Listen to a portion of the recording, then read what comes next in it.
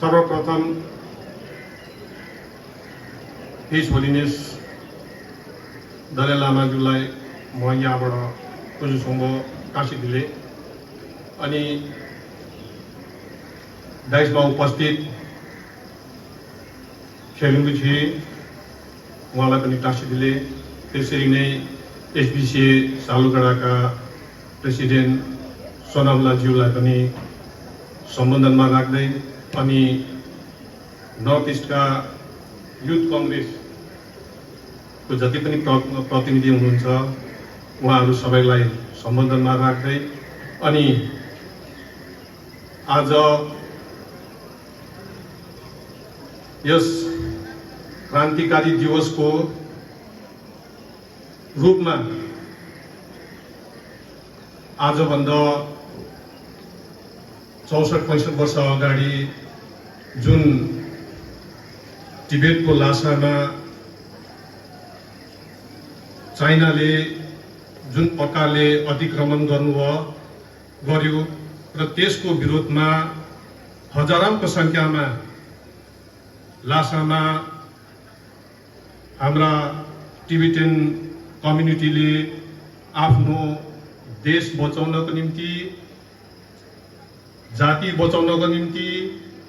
धर्म बचाउनको निम्ति अनि आफ्नो गुरुलाई बचाउनको निम्ति जुन संघर्ष र आन्दोलन गर्नुभयो र त्यसमा धेरै संख्यामा शहीद हुनुभयो, उहाँहरू सबै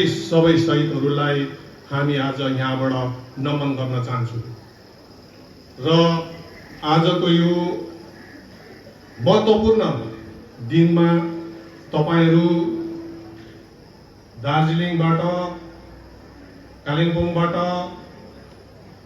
मिरिकबाट अनि सिक्किमबाट पनि सबै जो क्रान्तिकारीमा सामेल हुनु आउनु भएको छ यो दिवसमा तपाईहरुलाई पनि म यहाँबाट स्वागत गर्न चाहन्छु। र युथ कांग्रेसले जुन अर्गनाइज गरेको यस आजको प्रोग्राममा मलाई इन्डो टिबेट फ्रेन्डशिप सोसाइटी दार्जिलिङको प्रेसिडेन्टको हैसियतमा यहाँनिर आज चिफ गेस्ट को निम्ति निमन्त्रणा गरिदिनु भयो र उहाँहरूलाई पनि मेरो आन्तरिक हृदयबाट नमन अनि धन्यवाद गर्न चाहन्छु। र यो जुन आन्दोलन, जुन यो एजिटेसन, जुन यो क्रान्ति थियो, यो क्रान्ति कुनै एकजना व्यक्तिको निम्ति थिएन। यो क्रान्ति सम्पूर्ण देश, हाम्रो टिबेट क्षेत्रमा जति पनि बसोबासो गर्ने टिबेटनहरूको आफ्नो हक र अधिकार खोसिएको दिन थियो र यसलाई हामीले कसरी हासिल गर्न सकिन्छ भन्ने विषयमा आज पनि हामीले चिन्तन मनन गर्नुपर्नेछ र यसको निम्ति जसलाई भोक लाग्छ उनले नै कराउँछ, चिच्चाउँछ भनेको जस्तो पहिला त चाहिएको छ हामीलाई देश स्वतन्त्र हुनु र देश स्वतन्त्र कसरी हुन्छ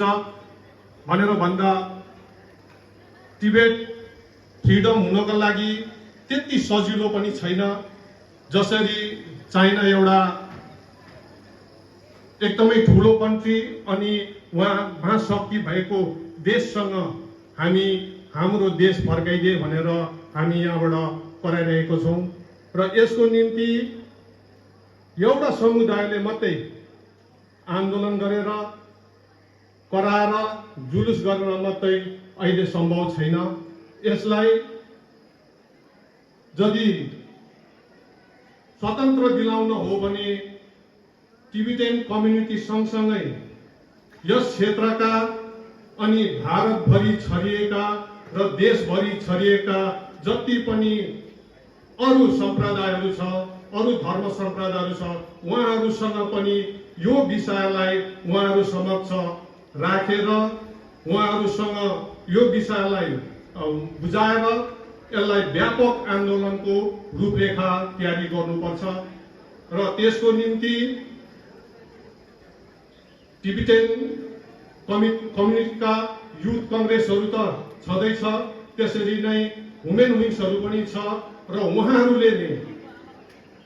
हामी इन्डो टिबेट फ्रेन्डसिप सोसाइटीसँग सम्पर्क राखेर उहाँहरूसँग जोगाजोग राखेर र अरू धर्म सम्प्रदाय जो बुद्धिस्ट कम्युनिटीमा सङ्घ संस्थाहरू छ उहाँहरूलाई पनि यो विषयमा जानकारी गराएर आउने दिनमा यो आन्दोलनलाई अलिक व्यापक रूपमा हामीले जन आन्दोलनै बनाएर लग्यौँ भने सायद हामीले यो देशलाई पनि हामीले सन्देश दिन सक्छौँ कि हामी चाहन्छौँ कि टिबेटको समस्या छ यो शान्तिपूर्ण समाधान होस् र टिबेटनहरूको जो तिब्बती समुदायहरू छ उहाँहरूको आफ्नो मातृभूमि उहाँहरूले पाओस् र यसको निम्ति हामीले भारतवर्षबाट नै शान्ति जुलुस शान्तिको सन्देश लगेर प्रत्येक सम्प्रदाय समुदायहरूसँग जोडेर हामीले यसलाई व्यापक आन्दोलनको रूपमा अगाडि बढाउन पर्छ र आज यो तिब्बत जुन चाइनाले कब्जा गरेको छ यो टिबेटनहरू तिब्बती समुदायको मात्रै प्रब्लम होइन, यो भारतको पनि ठुलो प्रब्लम हो। भारतलाई पनि ठुलो समस्या छ, कारण तिब्बत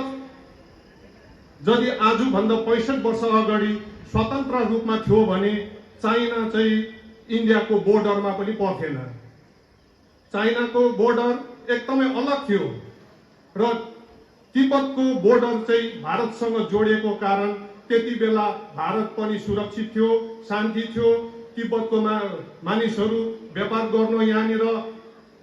भारतमा आउँथे, भारतका व्यापारीहरू पनि तिब्बतमा गएर स्वतन्त्र रूपमा व्यापार व्यवसायहरू गर्थे। तर जब 1959 सालमा जब यो टिबेट चाहिँ चाइनाले कब्जा गरेपछि भारतलाई आर्थिक दृष्टिले, सामरिक दृष्टिले र जनसङ्ख्याको आधारमा पनि धेरै चाप परेको छ र भारतको आधा जस्तो बजेट बोर्डरमा खर्च हुँदैछ। त्यो के कारण हो भनेर भन्दाखेरि चाइना टिबेटलाई अकुपाई गरिवरिकन बोर्डरमा आइसकेको छ र तिब्बत त फ्रिडम भएन, तिब्बत त उहाँले लग्यो,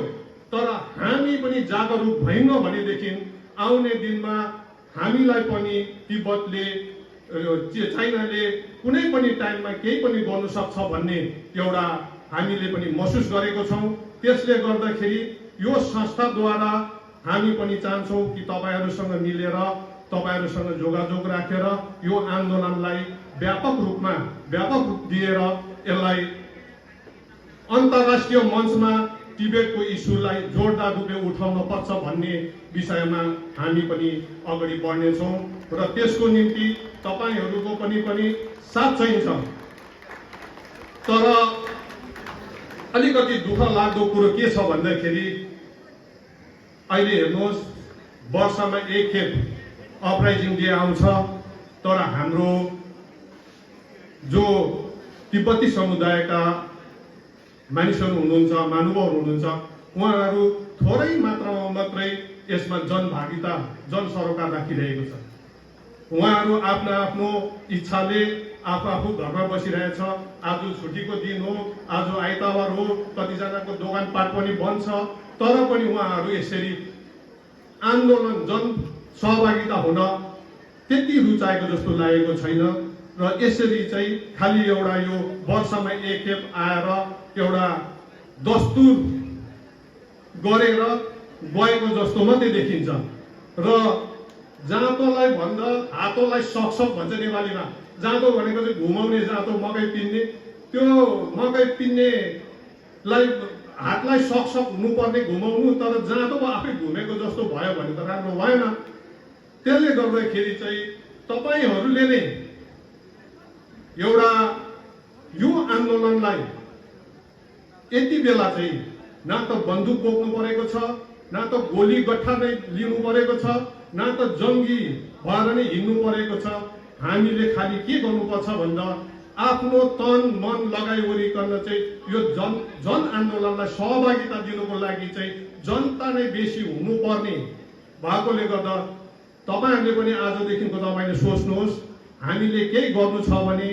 जनता नै सबभन्दा ठुलो हो। जनताको भिड जति हुन्छ त्यति नै सरकारमा चाप पर्छ, त्यति नै अन्तर्राष्ट्रिय समुदायलाई पनि हामीले बुझाउन सक्छौँ। अनि अन्तर्राष्ट्रिय समुदायलाई जब हामीले बुझाउँछौँ भनेदेखि सही जग्गामा सही कुरा गरेर तिब्बतलाई शान्तिपूर्ण समाधान गराउने दिशामा चाहिँ हामी पुग्न सक्छौँ। त्यसको निम्ति हाम्रा हिज होलिनेस दलाई लामाज्यूले जुन मार्ग देखाउनु भएको छ,